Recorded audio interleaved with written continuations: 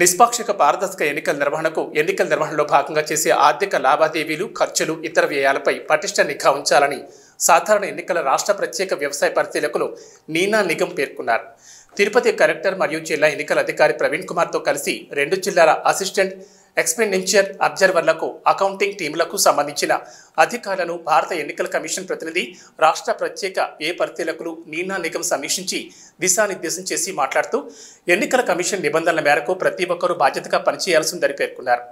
ఆర్థిక లావాదేవీలు, నగదు బట్వాడా, బహుమతులు, ఇతర వస్తువుల తరలింపు, మద్యం రవాణా తదితర అంశాలపై నిరంతర పర్యవేక్షణ, నిఘా ఉండాలన్నారు. అధికారులు అందరి పట్ల నిష్పక్షపాతంగా వ్యవహరిస్తూ ఎన్నికలను అత్యంత పారదర్శకంగా, ప్రశాంత వాతావరణంలో నిర్వహించేందుకు కృషి చేయాలని సూచించారు. ఈ సమావేశంలో జిల్లా ఎక్స్పెండిచర్ నోడల్ అధికారి చరణ్ రుద్రరాజు, ఎన్నికల సెక్షన్ సిబ్బంది తదితరులు పాల్గొన్నారు. తిరుపతి 4, శ్రీకాళహస్తి 4, సత్యవేడు 7. సో ఈ విధంగా 47 రిజెక్షన్ ఆఫ్టర్ స్క్రూటినీ. విత్డ్రావల్ ఈరోజు లాస్ట్ డే ఆఫ్ విత్డ్రావల్ ఉంటే 20 విత్డ్రావల్స్ మన జిల్లాలో అన్ని కలిపి అసెంబ్లీలో జరిగినాయి. ఇందులో గుడూరు 1, సులూరుపేట 18లో 10 ఎఫ్ఐఆర్స్ ఆల్రెడీ ఛార్జ్ షీట్ చేయడం జరిగింది. 2 పీటీ కూడా వెళ్ళాయి. ఇంకా 6 అండర్ ఇన్వెస్టిగేషన్ ఉన్నాయి. అవి కూడా రాబోయే 10 డేస్లో అవి కూడా ఫైనలైజ్ చేస్తాం ఛార్జ్ షీట్.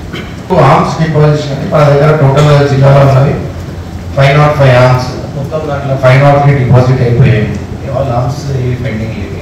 ఆ 2 అయితే లైసెన్సెస్ క్యాన్సిల్ చేయడం జరిగింది. వేరే ఒక కంప్లైంట్ వచ్చింది, కంప్లైంట్ కాదు పిటిషన్ వచ్చింది.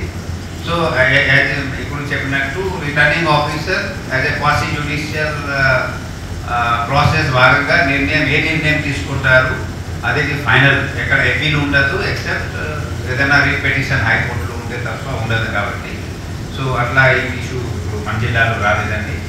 Major candidates, main political parties సంబంధించి ఎక్కడ కూడా రియాక్షన్ కూడా జరగలేదండి. ఓన్లీ ఇది ఈరోజు మనకి చెప్పేది ఏంటంటే, ఇంపార్టెంట్ ఏంటంటే మాకు challenge for the election national challenge కాదు, ఇది ఆపర్చునిటీ మేము తీసుకుంటాం.